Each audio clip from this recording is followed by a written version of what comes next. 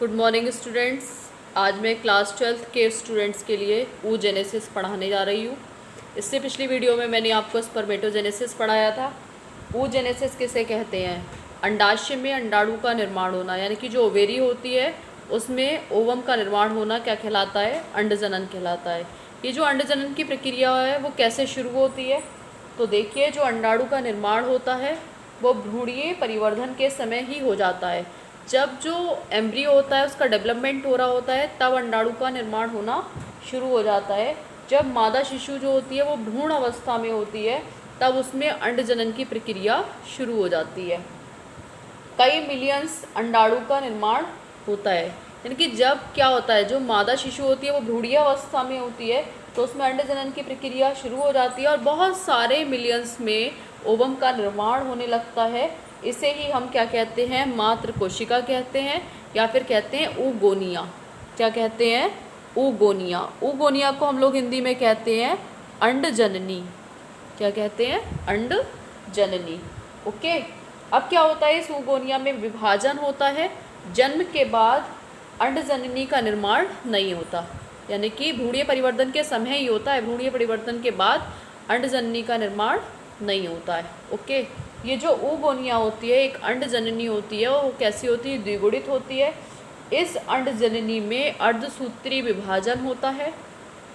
अर्धसूत्री विभाजन के prophase first में, यानी कि जो पूर्वावस्था फर्स्ट होती है उसमें ये अवरुद्ध हो जाते हैं, यानी कि इसके बाद इसका विभाजन नहीं होता। पूर्वावस्था फर्स्ट में ही आकर इसका विभाजन रुक जाता है और ना ही इसमें गुणसूत्रों का विभाजन होता है। ओके। फिर ये बनाता है आपका प्राइमरी अंडक, यानी कि प्राथमिक अंडक, प्राइमरी oocytes।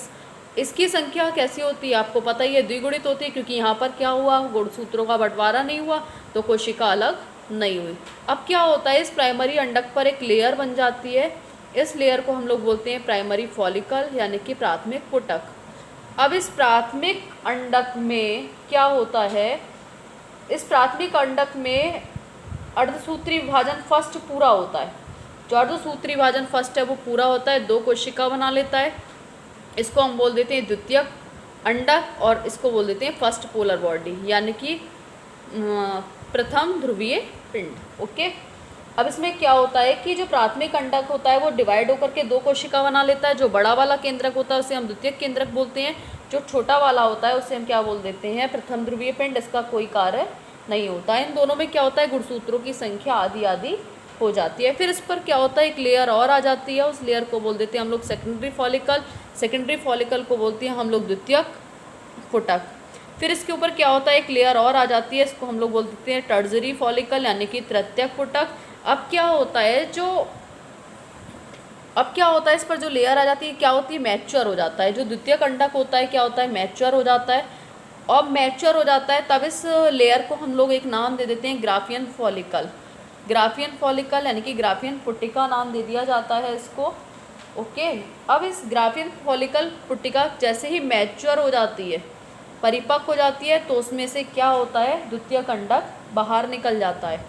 उसी क्रिया को कहते हैं हम लोग ओव्यूलेशन। क्वेश्चन बहुत पूछा जाता है, ओव्यूलेशन यानी कि अंडोत्सर्ग किसे कहते हैं?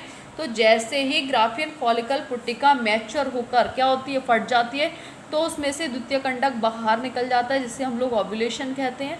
ठीक है। द्वितीयक अंडक को ही हम लोग क्या नाम दे देते हैं, ओवम कहते हैं। तो एक अंडजननी से सिर्फ एक अंडाणु का निर्माण होता है। अब क्या होता है, ये जो अंडाणु होता है वो झालर की सहायता से, मैंने आपको बताया होगा स्ट्रक्चर ऑफ स्पर्म्स में, structure of female reproductive system में मैंने आपको बताया होगा। ये जो ओवम होता है वो कहाँ, अंडवाहिनी में पाया जाता है। ये जो अंडवाहिनी में ओवम पाया जाता है वो किसकी सहायता से, झालर की सहायता से। झालर की सहायता से कहाँ पहुँचता है, इस्थमस जंक्शन पर जाकर पहुँचता है। कौन से जंक्शन पर, इस्थमस जंक्शन पर जाकर पहुँचता है। अब क्या होता है, इस पर एक लेयर बन जाती है, उस लेयर का नाम होता है जोना पेलिसिडा। क्या नाम होता है, जोना पेलिसिडा की परत होती है। अब क्या होता है, जोना पेलिसिडा की परत होती है, इसके अंदर द्वितीयक अंडक होता है। जैसे ही स्पर्म्स एंटर करता है, किसको भेदता है, जोना पेलिसिडा की परत को भेद कर अंदर एंटर करता है, तो वैसे ही ये जो द्वितीयक अंडक होता है वो 2 भागों में डिवाइड हो जाता है। एक द्वितीयक अंडक, दूसरा द्वितीय ध्रुवीय पिंड। द्वितीय ध्रुवीय पिंड का कोई कार्य नहीं होता, यानी कि वो नष्ट हो जाता है। और ये जो स्पर्म्स होता है वो द्वितीयक अंडक से क्या होता है, संलयित होता है और युग्मनज का निर्माण करता है। इसी को कहते हैं हम अंडजनन। थैंक्स।